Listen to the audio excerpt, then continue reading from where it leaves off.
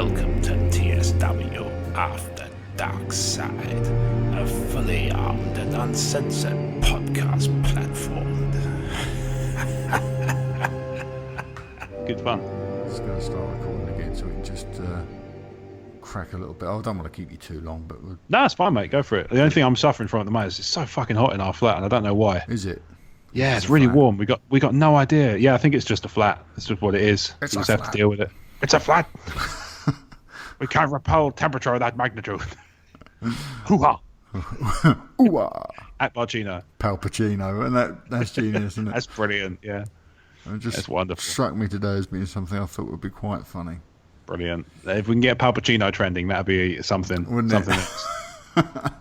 I might get Ralph Garman to do a Palpacino on Hollywood Babylon. That'd There you be go. Funny.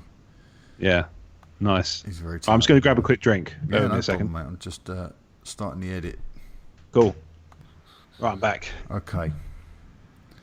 Just trying to think where I would have left my podcast arc. I need to get that episode of the After Dark Side published. I'm just going to crash my Mac now. You watch, I'm opening up all this different software. Boom, boom, Yeah. boom. So what else you been up to, mate? Apart from travelling. Yeah, it's mainly travelling, to be honest. I mean, the last week I was at a theatre trip in London because I took a friend for his birthday All right. What'd you say? and went to Marcus Brigstock, you know, the comedian. All right. No, I don't. I've never heard of him.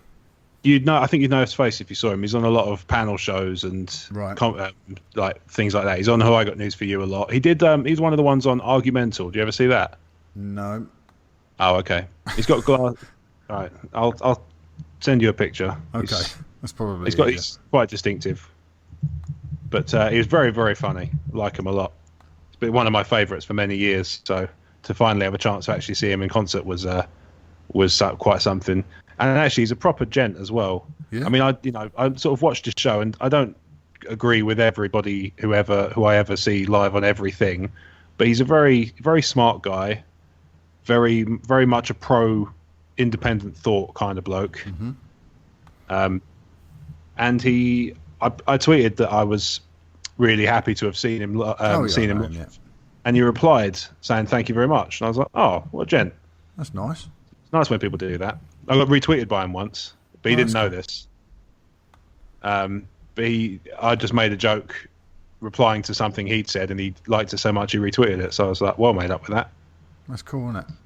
Made me wish I had Twitter analytics back in the day because I would have loved to see how much traffic that got me. Yeah. Because I'm obsessed with it now. Have you seen it? Twitter What? analytics. Are you familiar with those? I've seen, like, it shows you how much your tweet has been interacted with and all that sort of Yep. stuff. Yeah. Yeah, I'm fascinated with them now. I've got a Google Doc tracking all that shit, Yeah. It's just properly it's drilling a down. slippery slope like that, isn't it? It is. It is. I'm well aware I'm descending into madness very slowly. Yeah. I desperately try not to get too caught up in the in what's going on with our figures, listeners, and stuff like that, because it seems to me, oh, I found the artwork, woohoo! Nice. It seems to me to be a bit of a deadly trap. It's a trap because It's a trap. I don't want to focus on. When I first started Talk Star Wars in November, Yeah. I spoke to a friend of mine, Bex, who's a former co-host on the Movie Geeks Filmcast, Okay. and she said, why are you starting a new thing? And I said, well, I just needed something. I needed more focus. So Star Yep. Wars to me it's an obsession. That's fair. There's worse ones to have. But I'd also gotten into, when I was running Movie Geeks Film News, Yeah. I'd gotten so caught up on listener numbers and visits to the site, and Yeah. we had a bunch of writers on there. Everyone was donating their time. All seemed Yep. to be enjoying themselves. And I was trying Yeah. to motivate everyone every week by saying which post had done the most traffic and all this sort of stuff. And I'd Yeah. gotten so consumed about what was performing well and what wasn't. I'd Yeah. lost sight of what I really got into it for, which was Oh, I see. Okay. just to create stuff. And Yeah. you can hear my dog clicking around in the background. Just about. Yeah. Yeah, so I'd said to my friend Bex, I'm not doing this. I'm not doing Talk Star Wars to think about the end result. I'm doing it. Yeah. The process of the creating stuff, That's fair enough. what I'm Yeah, interested I in. can see that. which is why I don't really put too much emphasis on our listener figures, subscription figures, or the traffic Yeah. to the site. I couldn't tell you what the traffic to the site is. I'm not interested. Okay. I'm fair more enough. interested in getting a good quality podcast out there, and this is definitely the heart of it now. I think Yeah. is this podcast, or Mhm. not this I podcast. think so. The main podcast. This one, is a bit of fun, but the main Yeah. show is the heart of Talk Star Wars, and Yeah. and I think I'm focused on producing a decent podcast and less on That's how good. many people listen to it. The listener interaction to me has been the Oh, biggest it's brilliant, yeah. reward. Well, it's one thing you're definitely kicking my ass on when it comes to podcast interaction is I just don't get, I've always said I get very little response from the Emotionally 14 fan base, but the stuff I get is great. Yeah. It's very much quality over quantity. Unfortunately, I really could do with a bit more quantity, but I'm hoping to take some of the stuff that I've watched you do and tweak it and kind of repurpose it for my own in a style that sort of suits. Yeah. Hopefully. Yeah, You well, know. that's the thing. I mean, I've been trying to learn a lot from Kyle over at Tumbling Saber. Yes. I've been watching the way he tweets out his podcast Mm-hmm. a couple of times, not just. I did that for a while, and it does seem to make a difference. I did Yeah. the YouTube video. I can't remember which one it was. One of the ones I unbox a box of assorted Poop. goodies. Yeah, some of it is, to be honest. Oh no, I didn't mean that I didn't mean that disparagingly. I meant that as. No, I know. Some. To be fair, some of it I'm not wild about. It's mainly not so much that it's bad stuff. It's just that it's not stuff from a film I'm particularly keen on, or a TV show I'm particularly keen on, or whatever.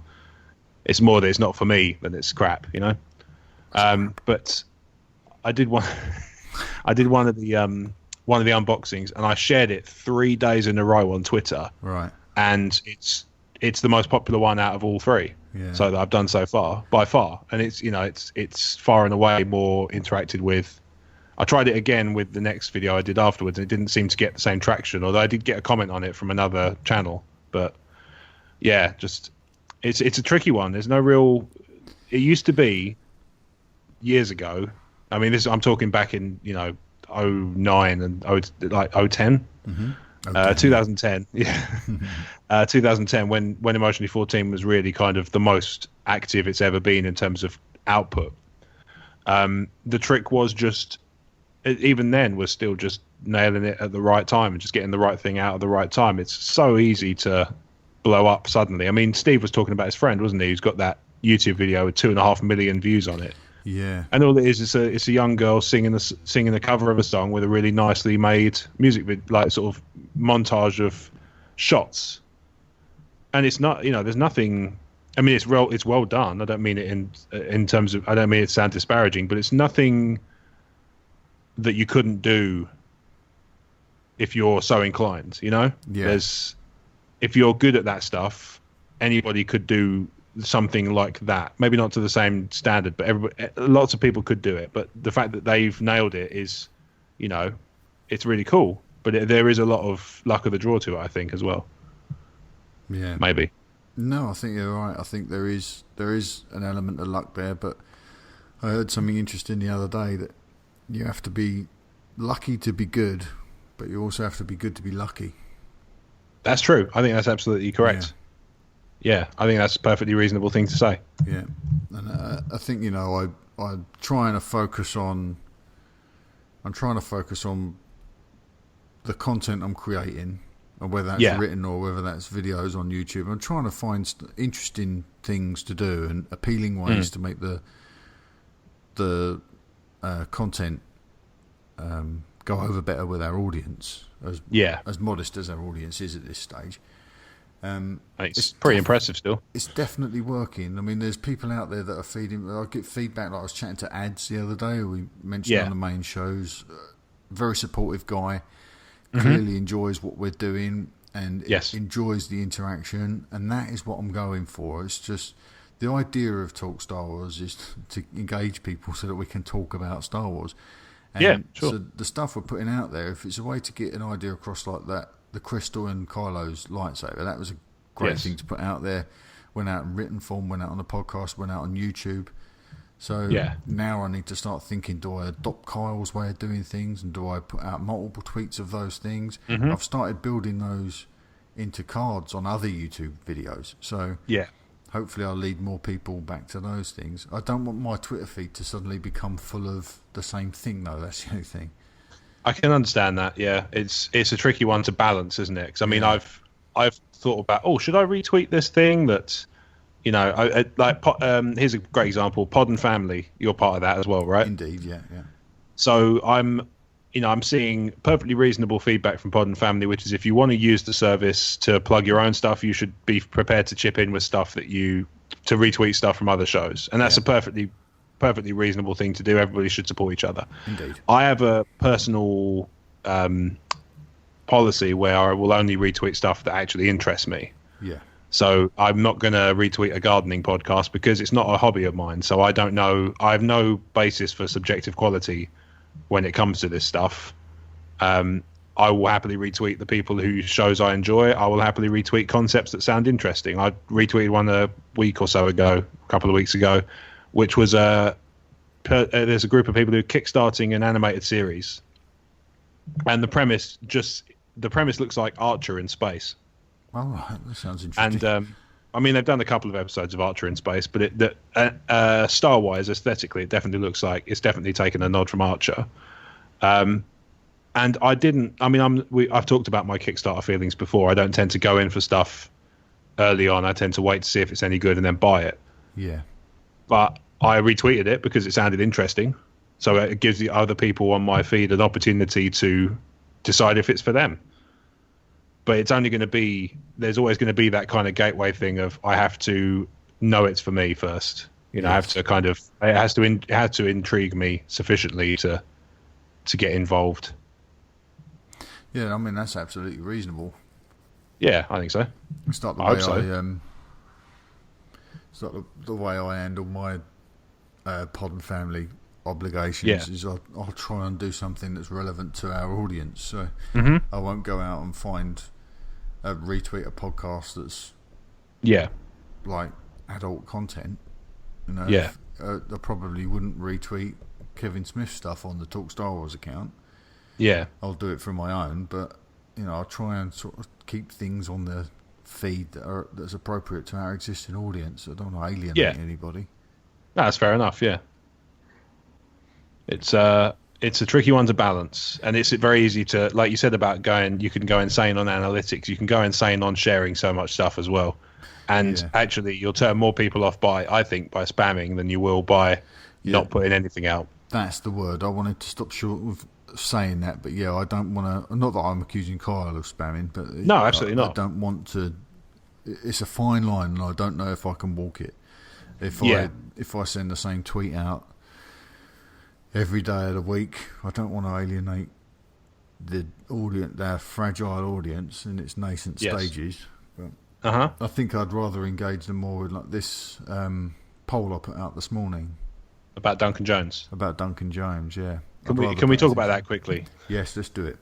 Yeah, I think that would be fucking awesome. Yeah, good stuff. Absolutely brilliant. I mean, he did Moon, which is a really good movie. He did Source Code, which is a really good movie.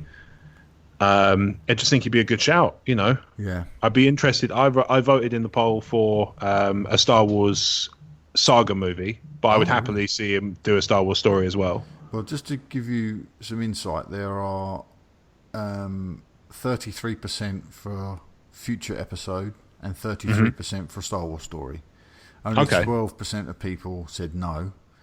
I would imagine that's probably on the strength of the footage they've seen for Warcraft, which I think is definitely something I'm not interested in.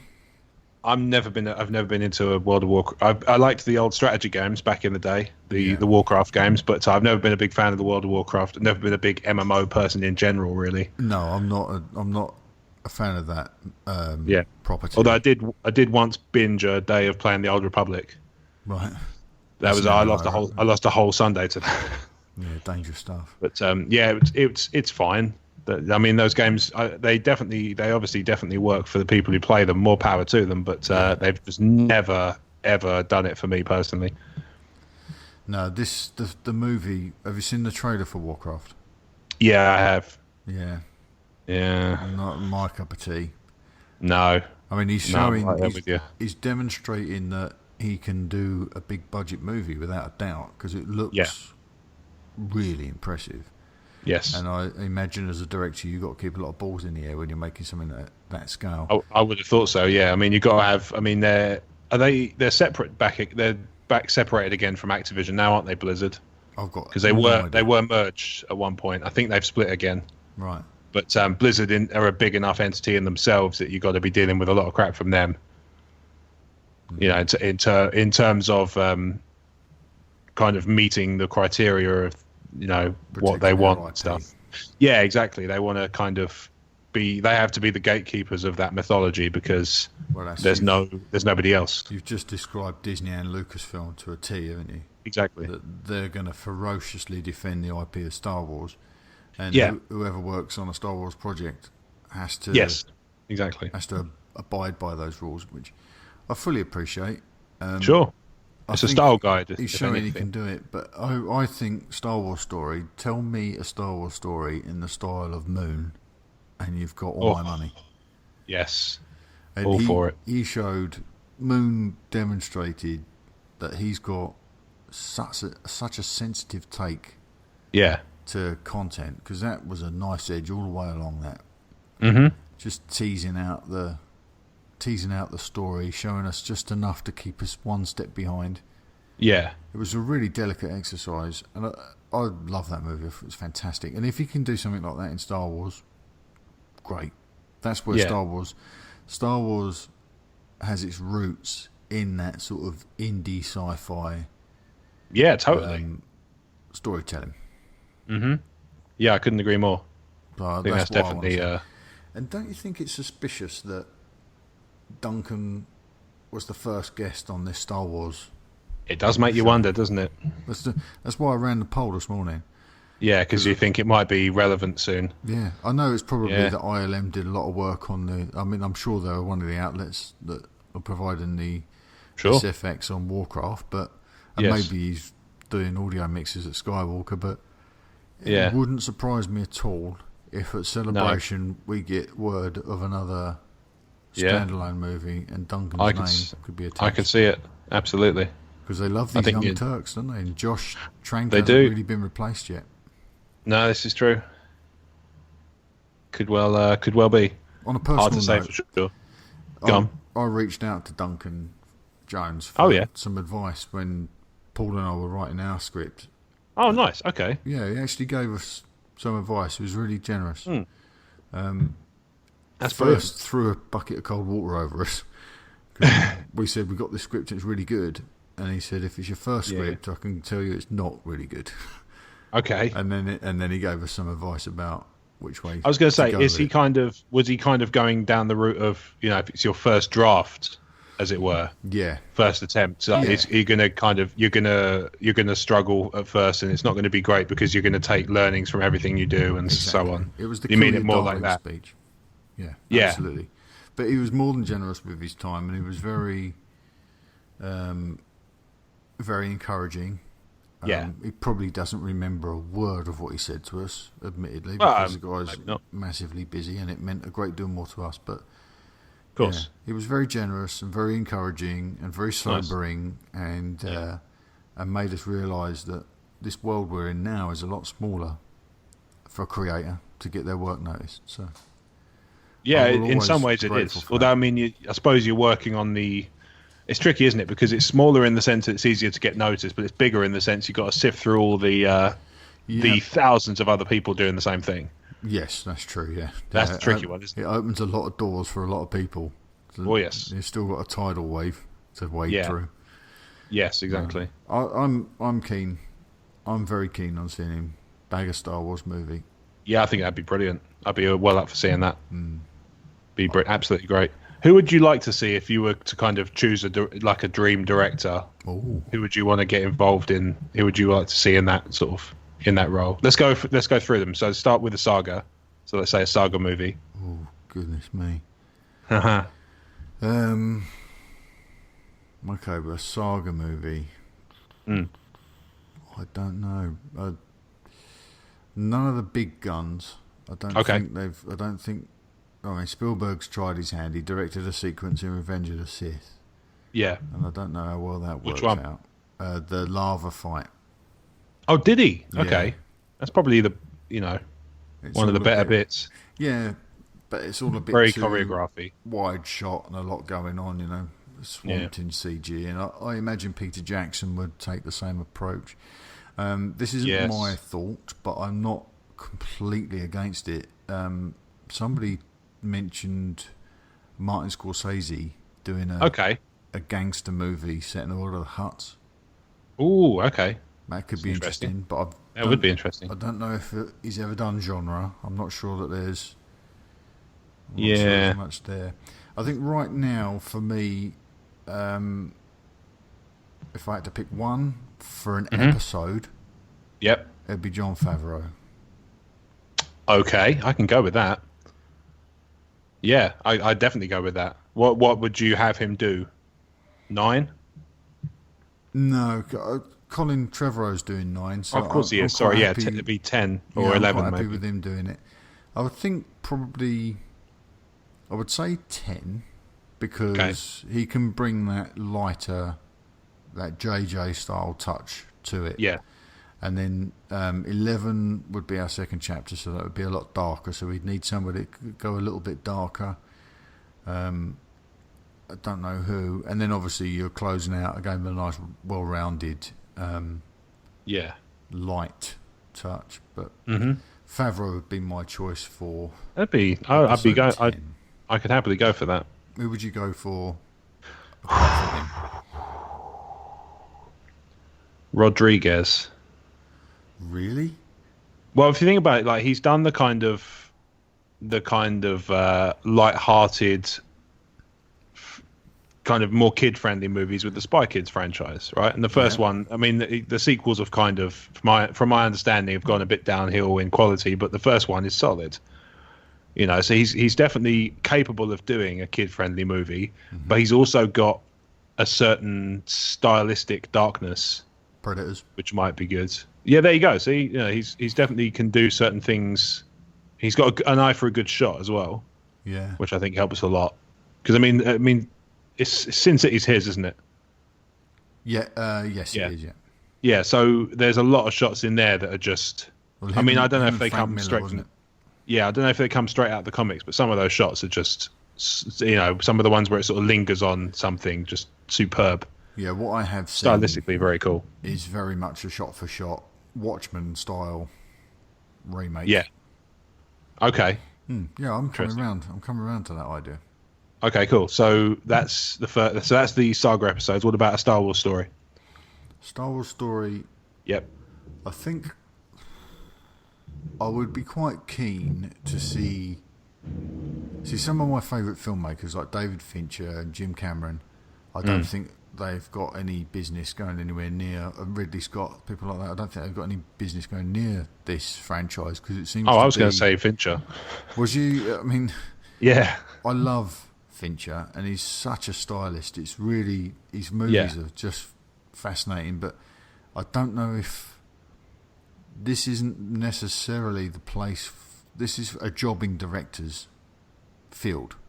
It's Yeah, not okay. for an auteur to come along and put their vision on screen. Okay. In Yeah, I'll our go with world, that. is it? They have to come like JJ and Jon Favreau can come and service that story and still Oh.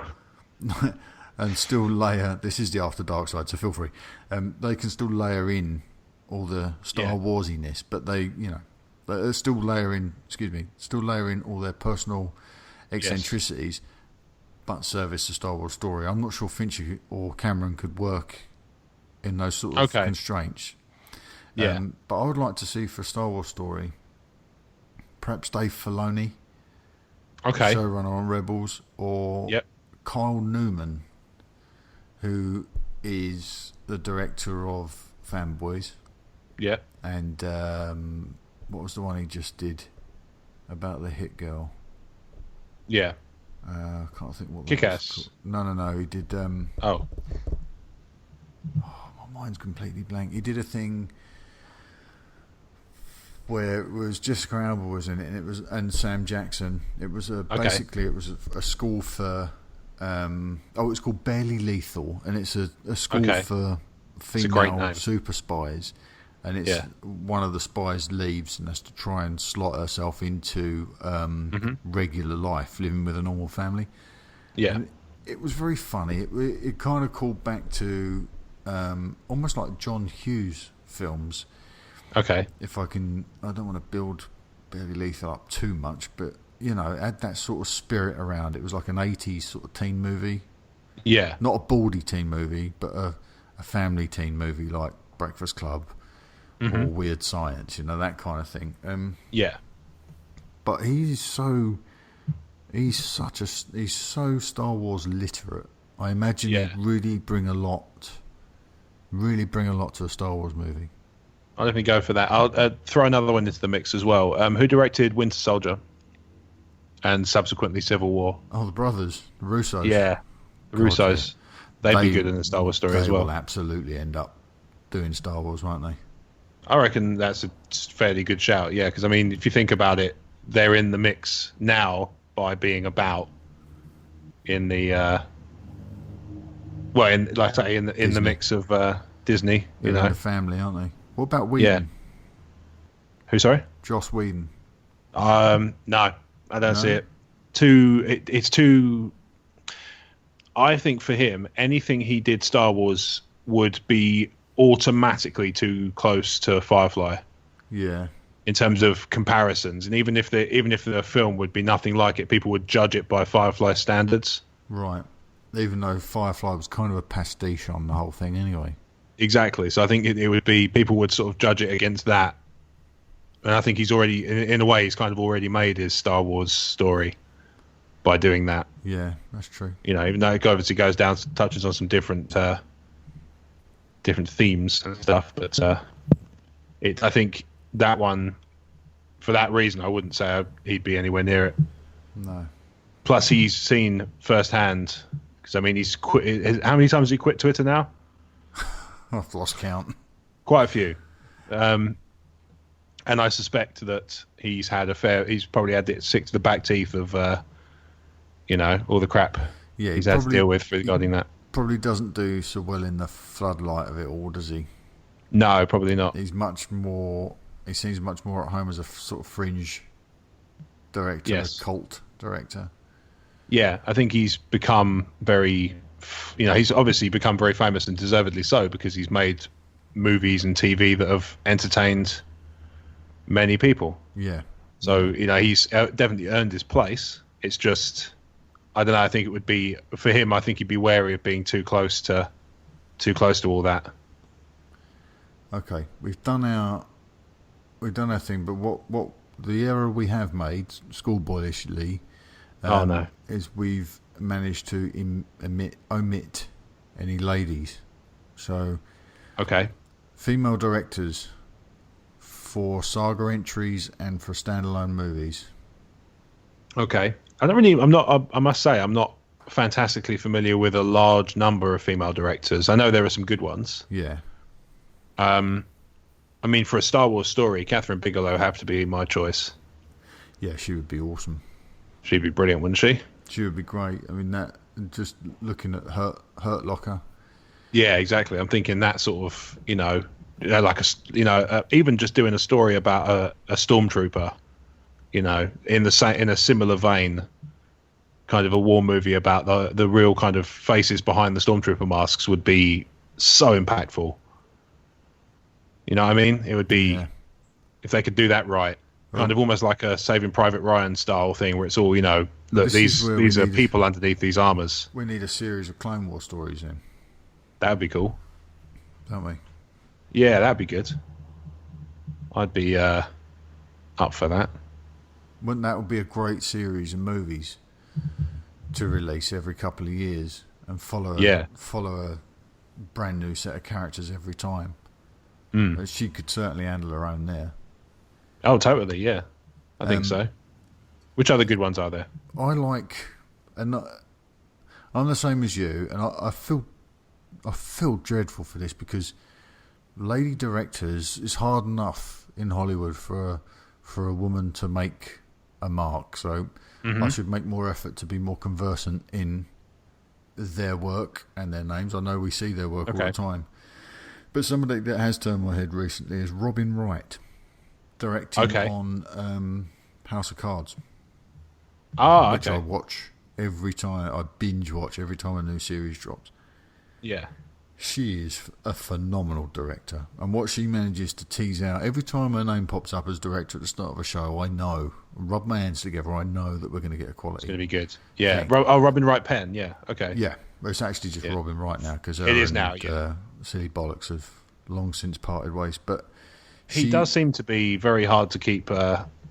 he doesn't seem to be very good at relationships, does he? He doesn't seem to be very good at being a person a lot of the time. Being not a prick. He can be a bit of an idiot, can't he? He's a great actor, though. We've got to give him. Yeah, brilliant. Absolutely. Can't fault him on his work. You can fault him on everything else. Yeah. I'd be interested to see in what she could bring to something like this. See if she could do genre. Could she do a politically charged TV series about the Senate between episodes 3 and 4, maybe? Funny you should say that. I think she would be a spectacular choice to direct Bloodline, written by Claudia Gray. And available from all good bookstores near you. Yeah, or from the Talk Star Wars book section in the Talk Star Wars store. So you've just sold us short there, Mark. I just said all good bookstores, and you went, or the Talk Star Wars one. I can't. I'll sort that out in the edit. Don't worry about that. Have you seen Civil War yet? I'm not wandering off our director's talk. Yes, I have. I haven't seen it yet, so I'm being very, very careful not to. Absolutely great. Right. I wish Steve was here really for this part of the conversation. Okay. The de-aging of Robert Downey Jr. Yes. Technology, right? So it's so eerie. It's very eerie. Yeah. Because it does look like I remember watching it and thinking, whoa, hang on. And it didn't dawn on me straight away. Now, I've seen that clip. Yes. So I know that that's a breathtaking step forward.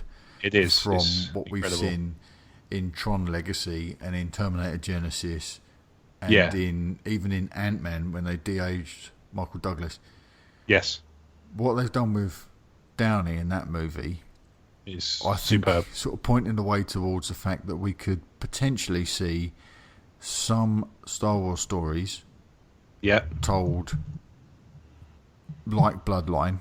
And I know that I know it's never going to happen. So before anyone calls me out on it, I know they're never going to make Bloodline as a movie. But you could make Bloodline, have Carrie Fisher play a younger version of herself with that technology, right?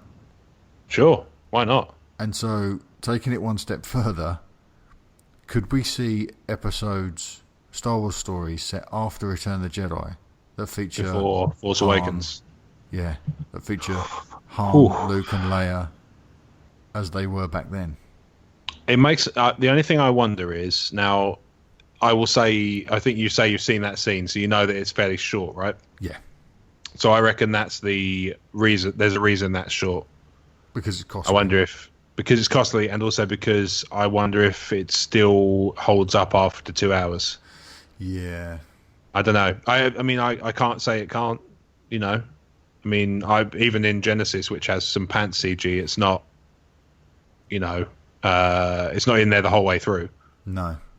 It's just here in there dotted around. You know, we just said about making if we wanted Catherine Bigelow to do a couple of Clone Wars style movies that what if we got a story that focused on, say we set a story, and this is just me spitballing, but the Battle of Endor. Yep. And we see another side of it. It's not the U certificate Return of the Jedi fluffy teddy bears Battle of Endor, but this is the hard and fast, brutal people getting shot and blown to pieces and all this sort of stuff. Lots of dead bears everywhere. Yeah.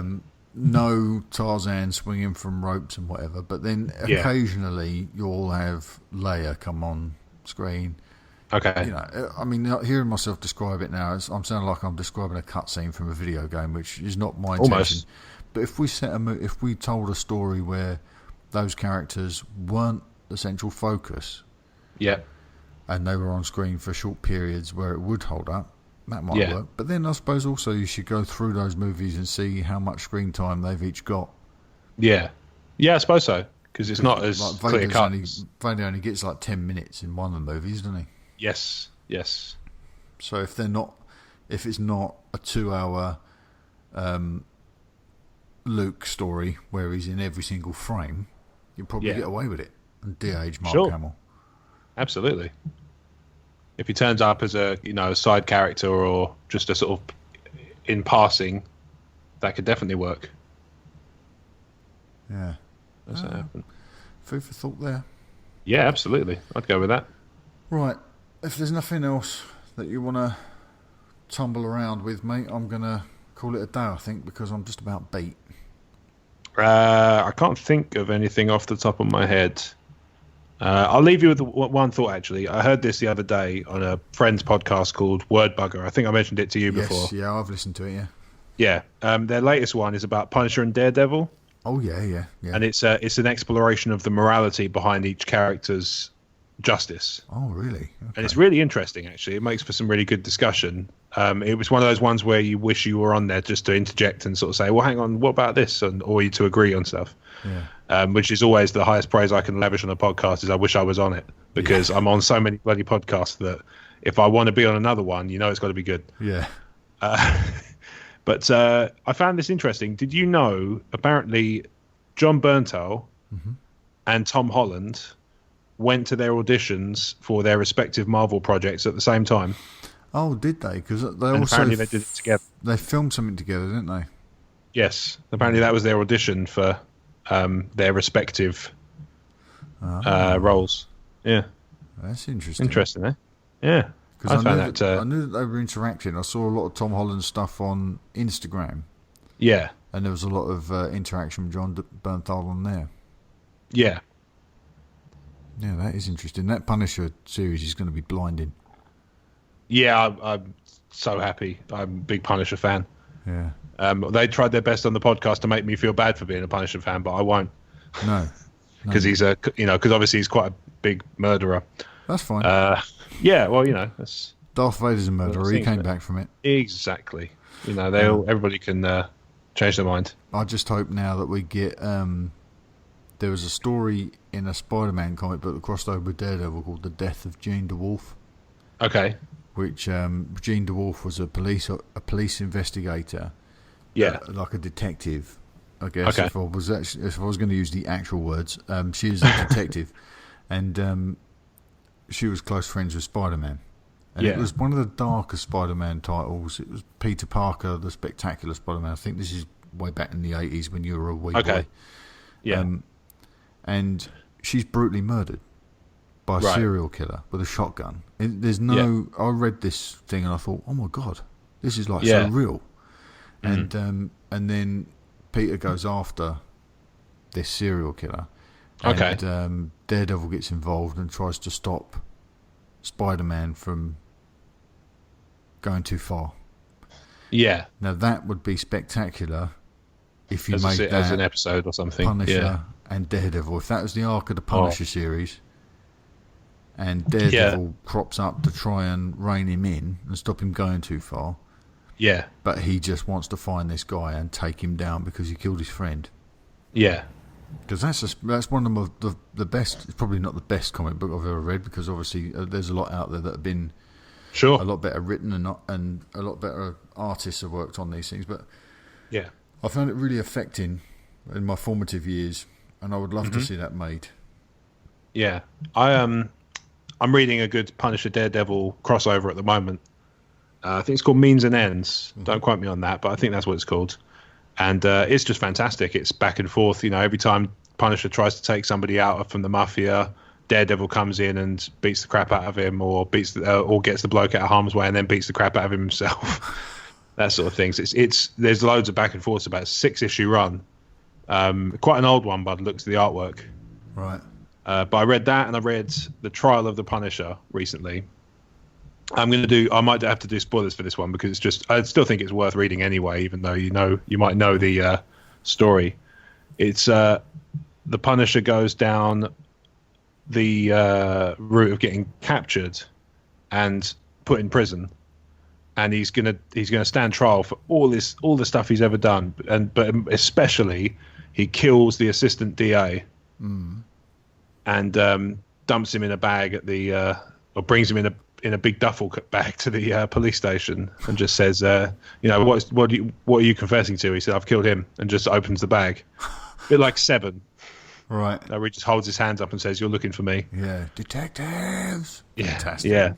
Brilliant. And that's another one. There you go. That's another one you'd lose without we were talking about twists earlier. Yeah. You'd lose the end where you realise that he's planned it so tightly. God. Somebody was asking me the other day, what was the twist in Seven? Because everybody talks like there is one. I was like, well, I didn't have the answer at the time. I didn't think about it. But the answer is you realise that he's planned it so carefully that there's nothing that, he's exploited Brad Pitt and Morgan Freeman into this position where he wins either way. Yeah, exactly. It's fantastic, isn't it?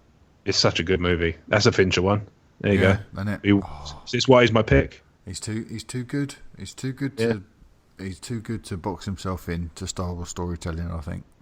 Maybe, but I mean, there's a big universe he can work within. Yeah. Do like a detective story on Coruscant. Oh, 1313 or Underworld or whatever it was. Yeah, there was a somebody read I was reading where did I read it? Somebody was talking about, I think it was a Star Wars fanfic they were writing, and it was basically Son of Sam but in Star Wars. Right. So it was about a Jedi who was hearing things, but they were convinced it was the Force. And the Force was telling them to kill and stuff like that, and so they were, and then it was framed in the point of view of a detective that's tracking the murders, and sort of evaluating and realizing it's a Force user because of the lightsaber marks and stuff, and it's about somebody tracking down a rogue Jedi who's sort of gone mental. Awesome. It would have been great if he'd written it, but I don't think it ever came to anything. That's awesome. Yeah, it sounded pretty cool. Right. Cool. I stuck an interesting link in the messages for you, mate. Yes, I'll explain a little bit more after the recording. Yeah, sounds good. I'll give it a quick look now. Okay, everyone. Thanks very much for listening. We'll be back guys. for regular shows next week and some more After Dark action, hopefully with Naked Steve. See you next week. Bye. Bye-bye.